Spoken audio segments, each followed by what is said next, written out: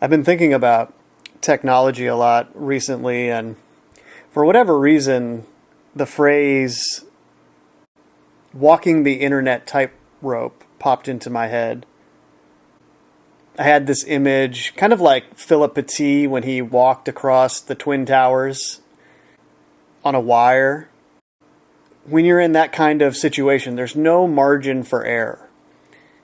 And that's kind of what it feels like trying to navigate the internet and just technology in general, while still maintaining some kind of authentic connection to the way we were designed to interact with the world before all of this technology came into our lives. I had the epiphany moment last night when I was watching a video on the internet that alleged to show someone's cut off head. I'm sure all of you know what I'm talking about, but in that moment, I realized how insane the internet is and how insane it has made me, because I didn't even flinch. I didn't even have any kind of reaction whatsoever because I'm so desensitized to seeing that kind of thing. When you are, let's say, an internet detective and you have the same abilities that real life police detectives have, where your constitution is strong enough to see these things without it breaking you, even with that ability, after a while, it just wears on you and you become desensitized.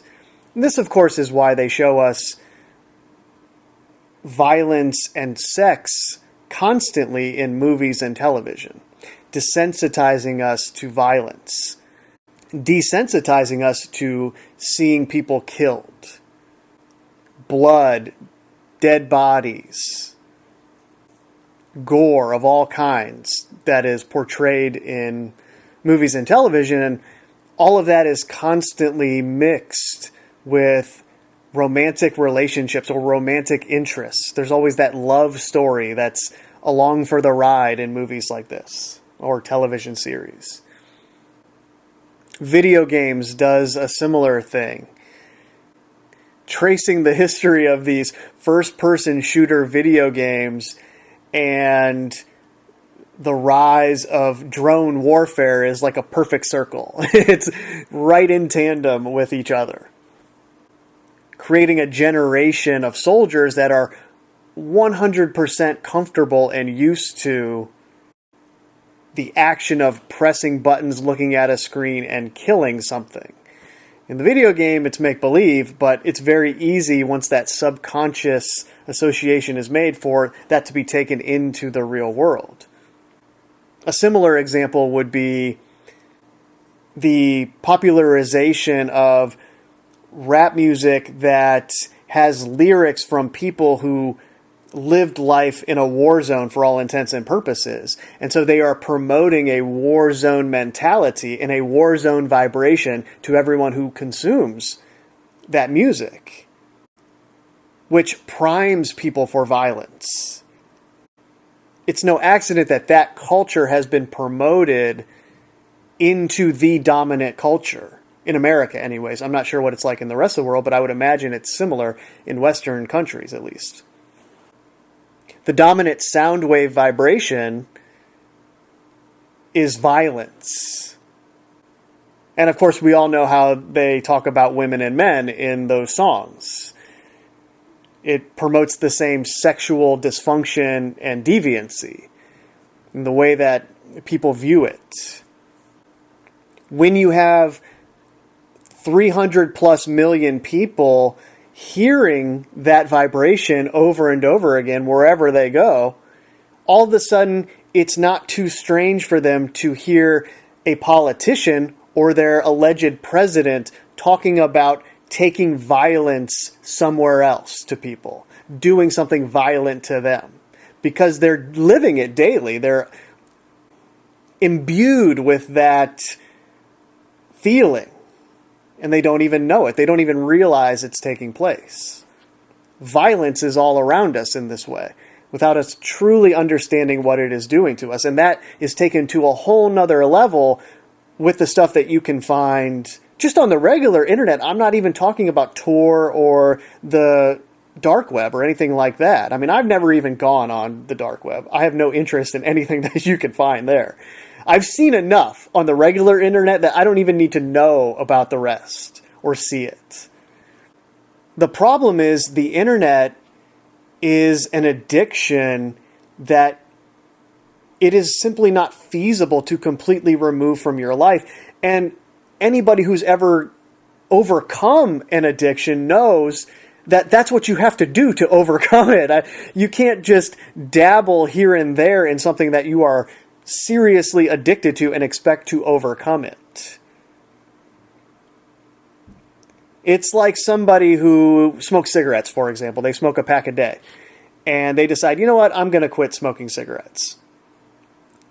And they go through this process of slowly tapering off. They were a pack a day smoker, and then they say, well, you know what, I'm going to smoke one less cigarette than a pack, and we'll just go from there. And down they go until they get to the point where there's one cigarette left in the pack that they've been smoking every day. Or in this case, they would get to the point where they only have one pack left after they've gone through this process, and they're slowly smoking one out of that pack every day because they're down to one cigarette a day. Then finally they get to the last one. They say, okay, this is my last cigarette. Done smoking after this. I'm not going to have any more. And then 3 weeks later, after they take a break from the cigarettes, they say, you know what? I think I'm over this addiction. I'm going to go ahead and just go back to smoking one or two every day. It's fine. No big deal. And then before you know it, they're back to smoking a pack a day. I mean, that's what we're expected to do with the internet because of how entangled it is in society as far as just interacting with people. Not even taking into consideration the fact that you will not be able to get a job without the internet. Unless you're in some kind of trade or industry where you actually can just go find somebody who's hiring and walk up to them and have a face-to-face conversation and get hired on the spot because it's some kind of physical labor where you don't need a resume. Sure, things like that are still in existence, but that's slowly being phased out as automation takes over and physical labor becomes less and less needed in a whole wide variety of industries. Any other kind of job that you want to acquire will necessitate you having a resume that you submit on the internet, you email it to them, and then you have to be connected to the internet to get the responses, to find out all this other stuff. Then you are expected to have a phone for them to call you and set up all kinds of appointments for the interviews, and that whole thing is going on. If you want to feed yourself, you have to be connected to the internet in some way, shape, or form. Which, to my point, even if you wanted to limit your addiction to the internet, you said, I'm only going to use it for that. Well, then how long does it take before you're on the internet and you click on the things that you used to look at and then you're right back in the cycle? Same as the smoker. But even people in your life expect this kind of thing. One time, I decided I'm just going to turn off my phone for a month. I'm not going to have it on at all. I'll take it in my car with me in case I break down and need it, whatever, but I'm not turning it on. And I told all the people who would be concerned about me if they didn't hear from me that I was going to do this.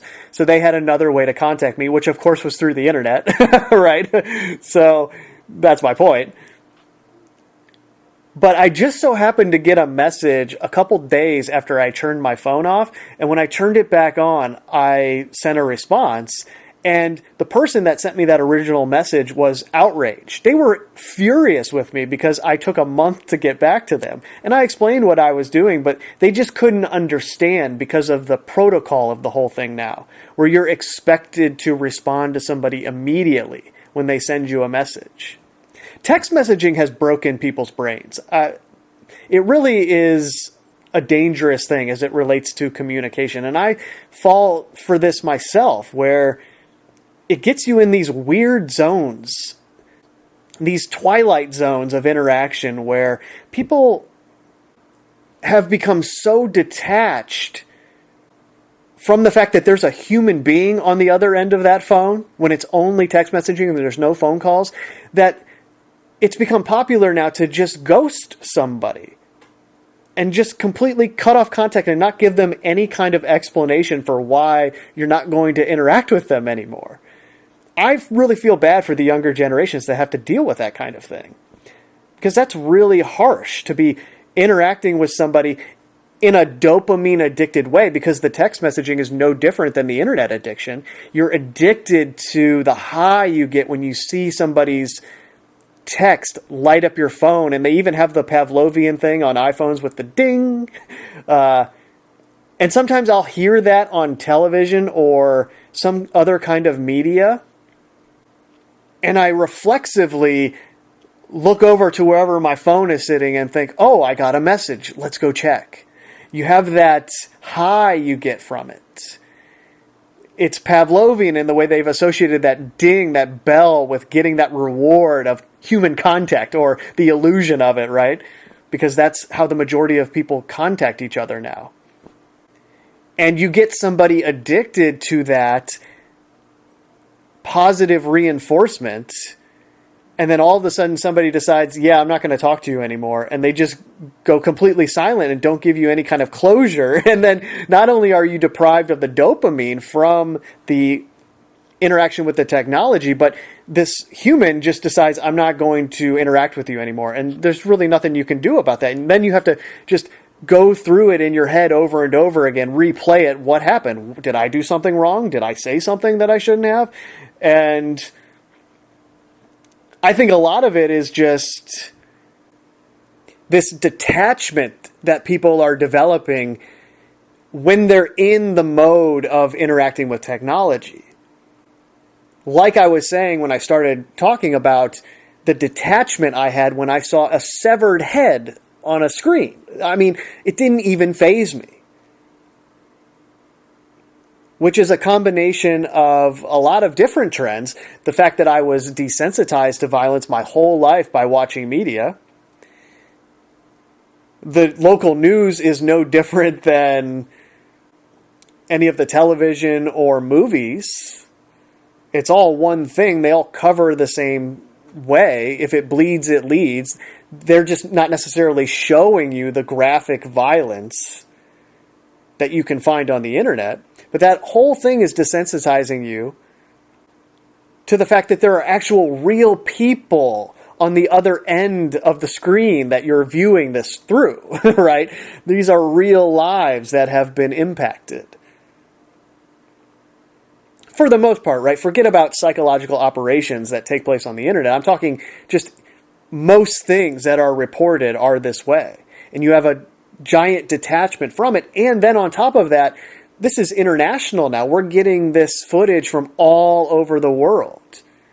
We are consuming so much information and so much violence along these lines because that's all the majority of the media shows.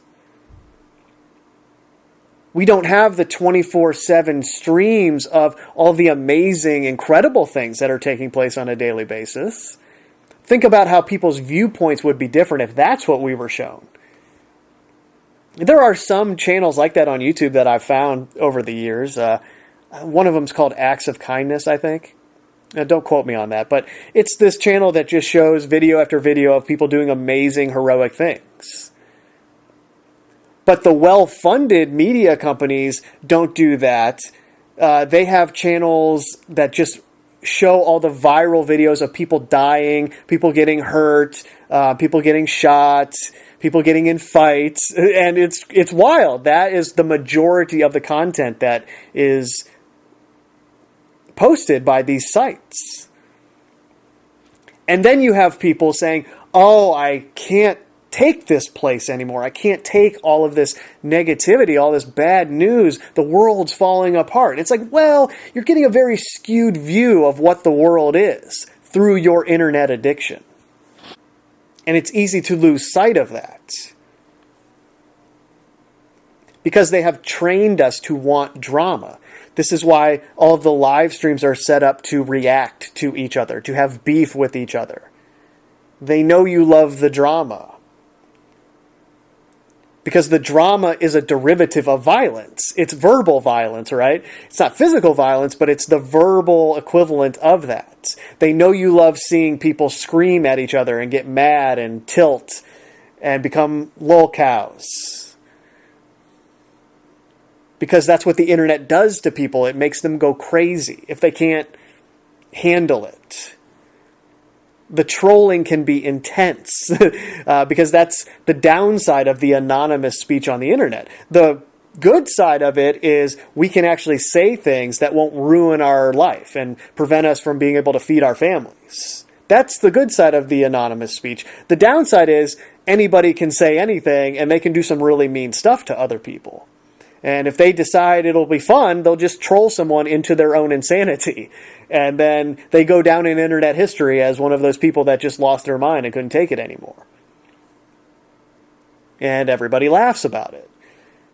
And some of this stuff is legitimately hilarious. And I'll just admit that I laughed about it too. I mean, what can I say?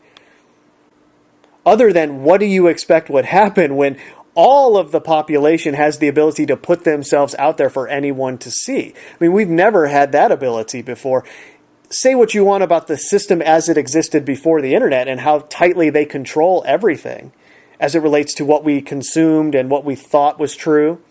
There were many, many downsides to that the internet has helped with. It's helped us see the truth about a lot of things. But then the downside of that is, before all of that existed, there was kind of this vetting process for people getting their opinion out there for other human beings to see in a broad way, in a wide-ranging way. You had to go through many different levels to where eventually it would be thought, okay, you're intelligent enough and have demonstrated an ability to understand these things in a way that we will put you on television now, or we will allow you to be published here. And yes, don't get me wrong, they're controlling the narrative through that process, but I'm just seeing one side of that was good, in the sense that a lot of people who shouldn't be heard were not heard, right? But now that is not the case, and anybody, especially people that have severe mental problems, can get out there and have their worldview heard, and they can influence people with that, and bigger than that, they can lose their minds further by being exposed to a lot of other internet addicted people and what that detachment allows them to feel like they are justified in doing.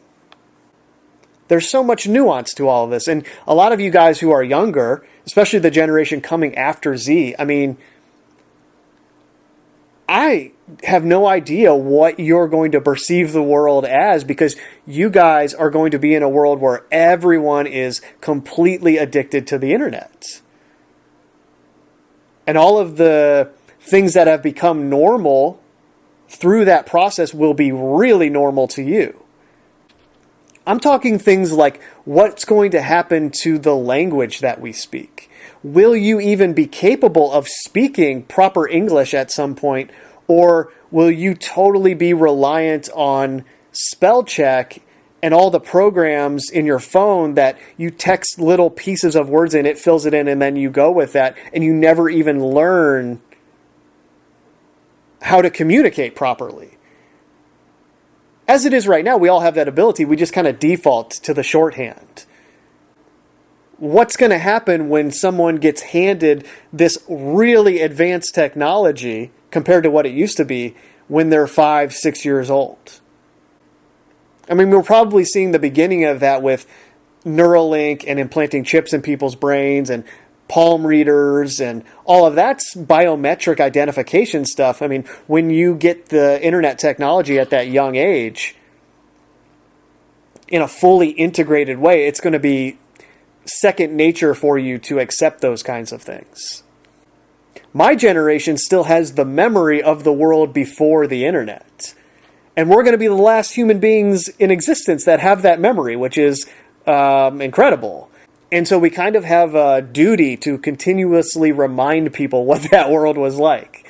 But it's like anything else. It's like how people treat boomers today. When my generation gets to that age, the younger generations will be programmed to view us as totally behind the times and just, we don't know what we're talking about. we don't understand it like they do. That's how the game is played since the beginning. You just fail to understand that if you were a boomer and grew up like they did, you'd be just like them. In the same way that every generation is just like who they come up with, because that's what you're programmed with, unless you break free from that, which some of us are doing in a little way. But as I'm explaining here, I am addicted to the internet. I do all of these YouTube videos, but in the grand scheme of things, those videos are completely meaningless. At least most of them, right? The ones that aren't talking about things like this. The ones that don't get at the heart of what is really going on and how it relates to who we are and our purpose here. All of the information, the statistics, the psyops, the machinations of those who are in control of this world, and that is irrelevant in the grand scheme of things. It doesn't mean anything as it relates to you, other than it's this kind of imposition on you that gets in your way if you let it.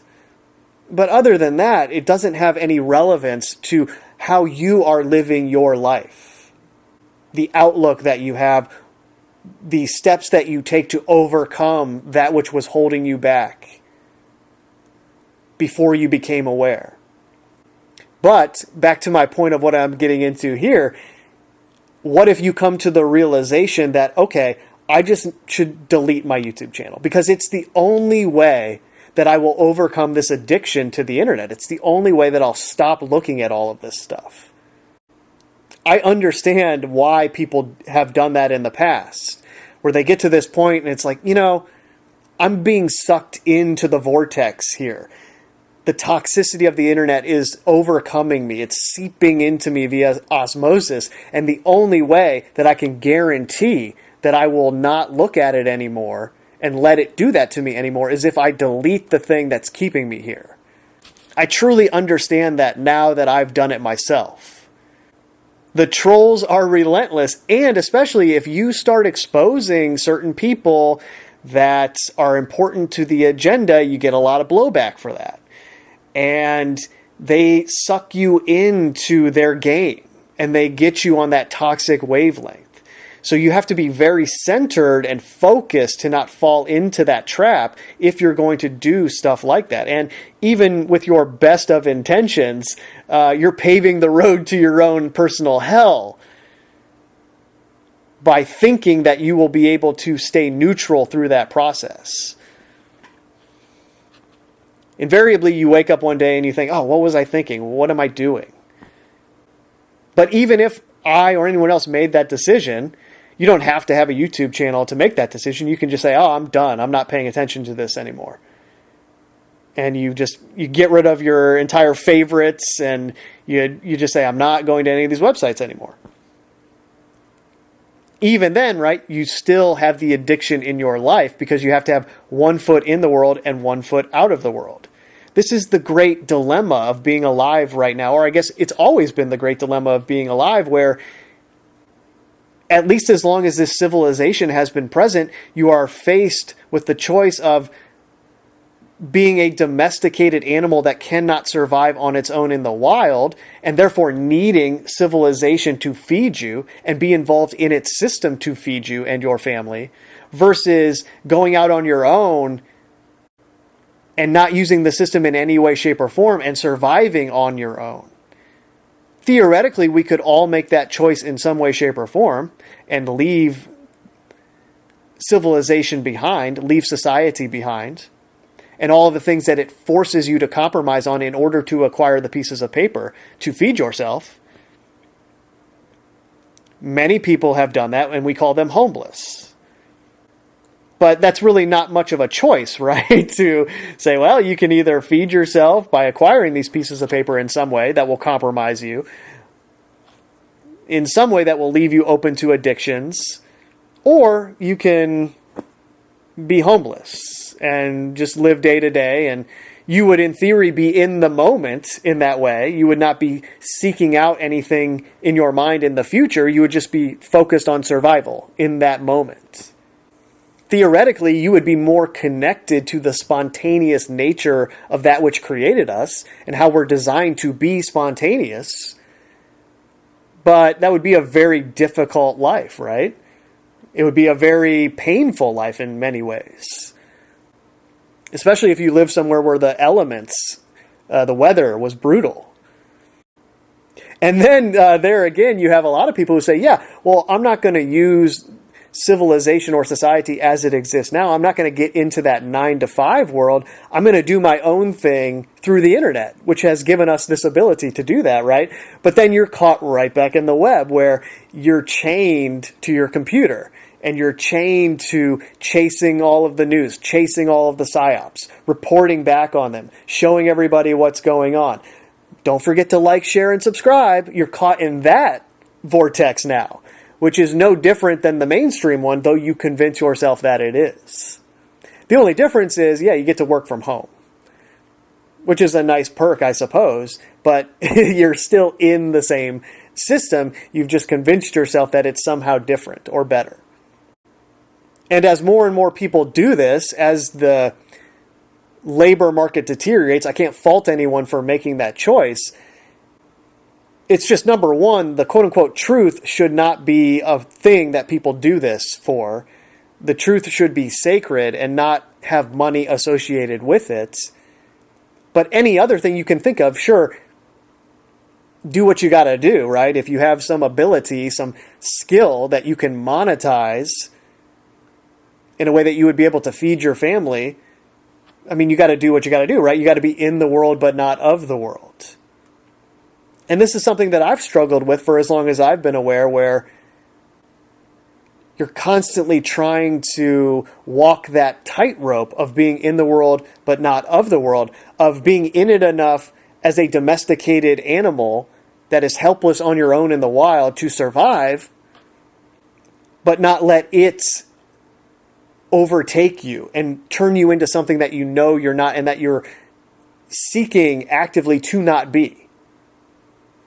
It's very difficult. Especially with the YouTube thing,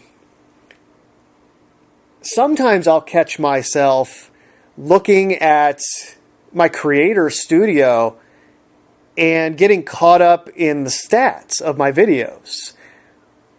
Oh, this video got that many views. Oh, that video got those views. That video got those likes. That video got that like. You know, it's you're almost looking at it like it's a video game. That's kind of what comes to my mind. Is I grew up playing video games, played a ton of video games.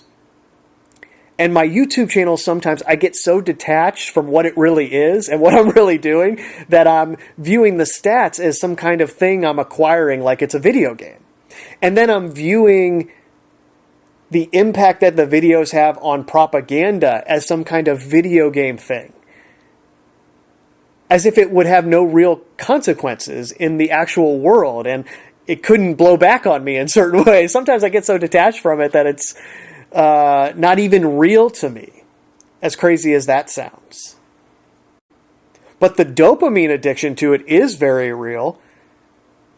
I'm affected by that. I do a video that's focusing on drama, and all of a sudden it gets all of these views and likes and comments, and then I do a real video on the real stuff, or at least what I perceive that to be, right? That's different for everybody.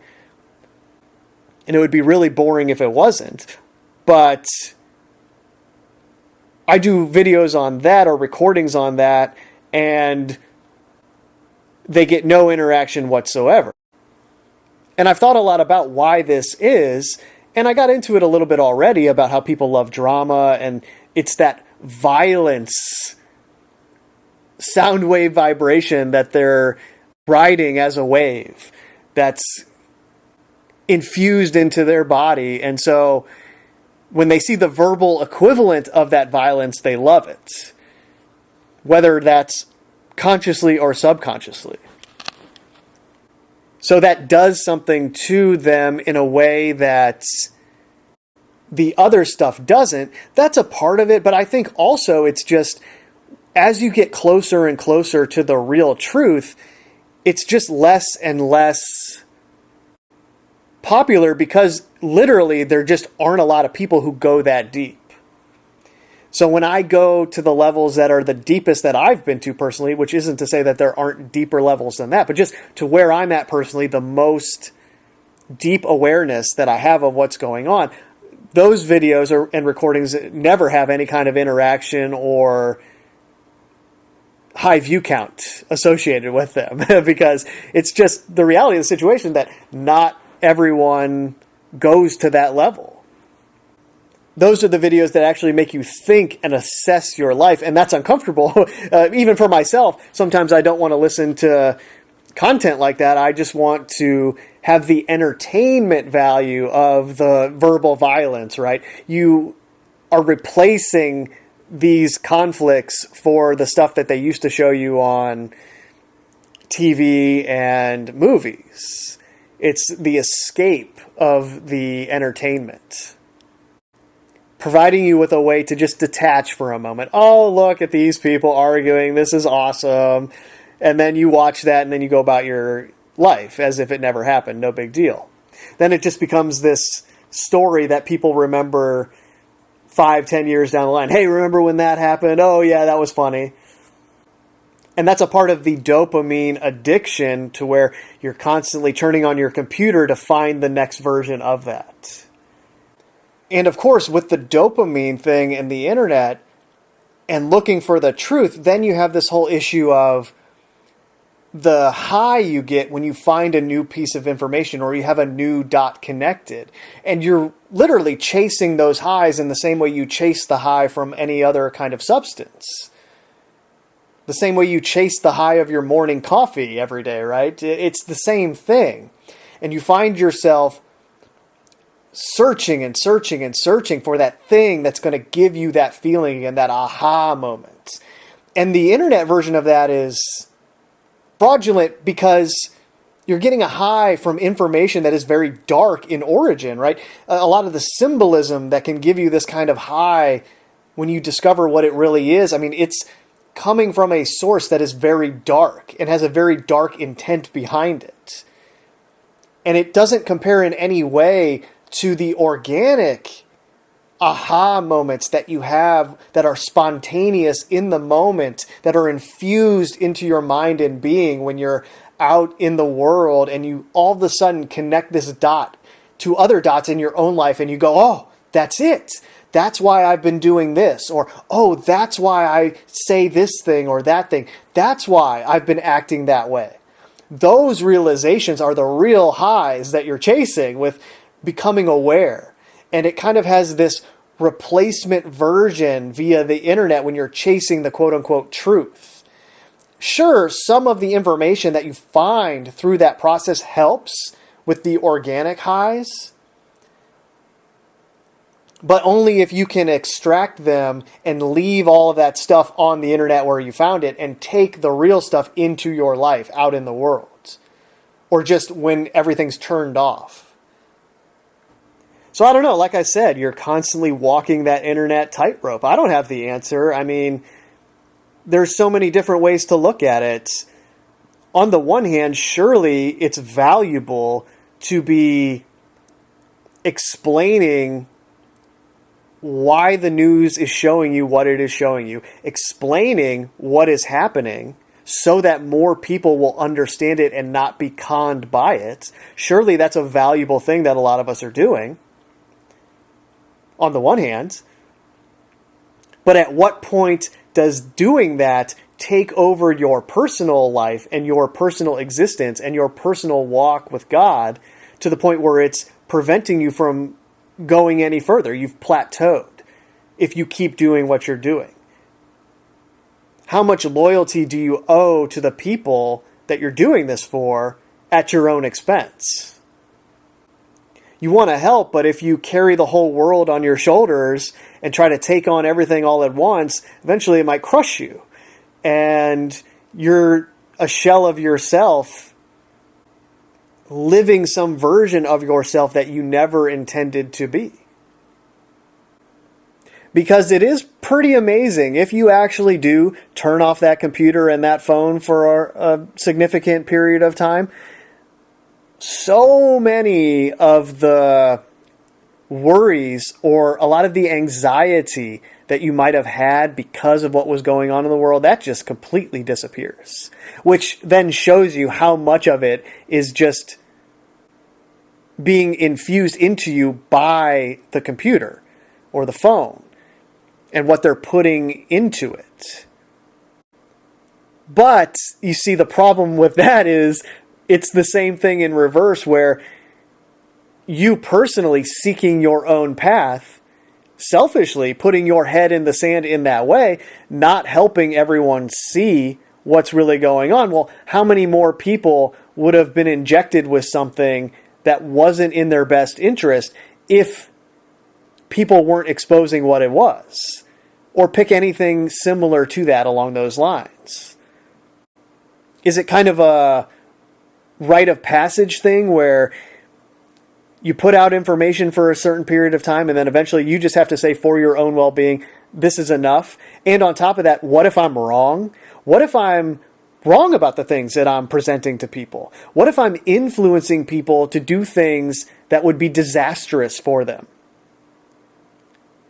Whether that be their health or their mental clarity or their connection with God, think of it however you want. What if you're saying something that isn't true and you think it is at the time? You have no bad intentions. You're not intending to mislead people, but you do it anyway. What if that's a part of it too? Well, if you knew that for certain, then you go right in and you delete everything that you've ever put up, because you don't want that kind of thing to be in existence. You don't want to mislead people. You can give all the disclaimers that you want about it and say, hey, look, trust me on this. I don't know what I'm talking about. Okay. You can give that disclaimer all you want. But if you have something that draws people in, some part of it is true, then you're going to have the ability to mislead them. So what if that's going on? What do you do in that situation? Like I said, this is a tightrope that you're walking here. It's not easy.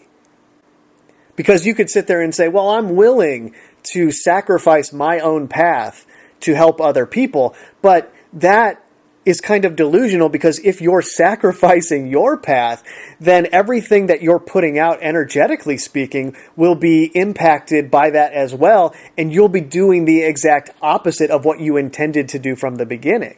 Because you'll be subtly influencing people with that vibration that's just a little off, which would then lead them to be influenced by it and make certain decisions that they might not otherwise make. Is there a way to be on the internet all of the time, look into this extremely dark material, and stay who you intended to be from the beginning in terms of the message that you want to provide along with all of that information? In theory, when you know the truth of who we are and why we're here and what we're all doing right now, that dark stuff shouldn't even bother you. But that's so much easier said than done because of the process that I'm describing here, because of the toxicity of the internet and the way that it infects you. It's so difficult to stay balanced through that. To the point where you see a video of a chopped off head and you say, oh, okay, what's next? Next. It doesn't even faze you. Oh, well, the thing that I was reading the other day about what is being done to children trumps that 1,000 times over, so that doesn't even bother me anyway. That's nothing in comparison to what I'm reading here about what's really going on in some areas of this world. You become desensitized to violence and depraved things, the worst things you can imagine. Or take the flip side of that. You become addicted to the dopamine rush of the new video that's going to make you laugh about the absurdity of it all in a much more lighthearted way, and just focusing on the things that we would refer to as clown world, right? I mean, there are YouTube channels like that I watch that is literally titled Clown World, that gives you a daily 1-minute summary of all the latest Clown World headlines. And it's hilarious in its absurdity, right? But it's no different than the text messages you're looking for that you can't wait to receive. And slowly over time, that is demoralizing you, and you don't even know it. To the point of that video I did on the anti-human philosophies that are out there, where you gravitate towards those anti-human philosophies because your perception of what's going on in the world is so colored by the internet that you embrace these ideas of humans being the worst things that were ever created or have ever been in existence. But it's like, if you gave me control of the internet and I was in charge of putting out the content that everyone consumed, I would have people thinking that this place was the greatest thing that had ever existed in no time, based on what I showed them. And then, when they had that appropriate wavelength going on, when they were flowing and riding with that wavelength, all of a sudden, the violence that we see all around us would be reduced to the extreme minority. All of a sudden, that would be the one story that the news covers at the end. Oh, by the way, there was this one bad thing that happened, but no big deal. It's on the decline. The music, quote unquote, as it were, would just have people smiling. They wouldn't even be able to stop smiling. They'd just be walking around smiling. No choice. And it wouldn't even be fake. It would just be, oh my gosh, I guess I just have to smile all the time now. That's my life. A lot harder to shoot somebody when you got a giant smile on your face, and so do they, you know. So anyway, there is no grand point here. These are things that I struggle with, and I just wanted to be honest about the struggle, that I'm going through this thing trying to figure out how I should be interacting with the internet. What is the appropriate level? Should I even have a YouTube channel? Should I just delete it? Should I just go my own way at this point and do my own thing? Am I wrong about so much of what I'm saying? Is any of this even right? Am I influencing people to do things that they shouldn't do? Am I influencing them to think things that they shouldn't think? At a certain point, if it is shown to me that the answer to a lot of those questions is yes, then I just have to delete it and get rid of my internet addiction entirely once and for all. Because like I said, especially when you make your own YouTube channel, it kind of seeps into your being that it's a part of your identity. And then you kind of look at it like an art project or something that you've built, this house that you've built. And you don't want to see it demolished because you took all of this time and care and effort into constructing it in a very careful way. Maybe you need to take the approach of those monks who build the intricate mandalas of sand, knowing that they'll just be blown away the next day or swept away, whatever the case might be. But that's where the internet addiction part of it comes in, where you have the dopamine rush of knowing, I'm going to turn on my computer and go check my YouTube channel. I'm going to go see what's going on in the news. Let's see if there's anything I should be talking about. It gives you a kind of purpose, which it's understandable to chase something like that in a world that lacks purpose for us. This has probably happened to a lot of artists over time in a bunch of different disciplines where they start out as one thing, creating this beautiful, amazing art, and then eventually they get to this point where they sell out to it, and they become something that they hate. And then at that point, they lose all of their creativity because they can't produce what they used to produce, because the original impulse, the original connection to the spontaneous creativity is gone. And that's what you have to constantly be on the lookout for, whether you have your own channel or not, whether you have your own blog or not, whatever, Substack. However you're doing this, however you're contributing, be mindful of how you started. Be mindful of the impulse you had when you started. Be mindful of that intuition and that feeling you had, that spontaneous desire to contribute, to help. Do you still have that? Has it been corrupted by just the way you're interacting with the internet and everything you're seeing and how you're interacting with people? Has that been corrupted by the process itself? And I'm not saying you need to stop completely whatever you're doing, because here I am still doing it, right?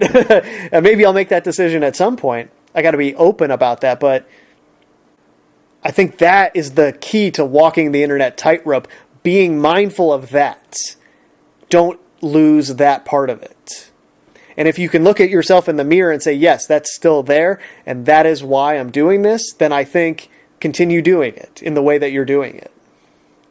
to try to help people see what's going on in the world, in whatever way you're trying to help people do that. But if you've reached that point where you feel like, yeah, maybe what I'm putting out has this energy to it now where it's not necessarily what I started this to be doing. And that happens to me all the time when I get involved with exposing quote unquote shills. I have this part of me that just cannot take a liar. and I see it happening, and I know exactly what they're trying to do. I've been doing this long enough. I see them immediately. I know what they're trying to do, and it just really gets me. And I turn into them eventually when I go about exposing them. And that happened to me in the past couple months. I decided finally I'm going to expose one of these shills, and I never named them by name, but I systematically debunked everything that they were saying. And those of you who know who I'm talking about will go back and look at my videos and see that now. And I watched slowly as they became neutered, in a sense. And that was very satisfying because they have no juice anymore. Nobody really takes them seriously. However, in the process, my videos suffered. And my energy in general suffered from that. And that's the price you pay when you stare into the abyss, right? It stares back into you after a certain amount of time. So no point here, but just the realization of what this thing can do to you. And keeping that in mind is very important. Until we learn to survive on our own and create our own parallel societies that don't use Satan's society in any way, shape, or form, until we do that on our own and create that lifestyle where we don't have to compromise, the best that we can do is have 1 foot in the world and 1 foot out of the world. We're in the world, but not of it. And that's what walking that internet tightrope is, because we have to include the internet in this now. It's just so a part of life that we have to understand how to interact with it. And I do not have that answer yet. I mean, as you can tell, I'm very much struggling with this. But as someone who remembers the world before the internet, I think it's very important to put this out in a kind of raw way where I haven't figured it out yet, just because I have the memory of what it was like beforehand. And so I can spot how it is influencing me because I have 18 years to compare to it. The time that I've been exposed to the internet, that is. Anyways, I hope this was useful, but I'll leave it there for now. That's it. Later.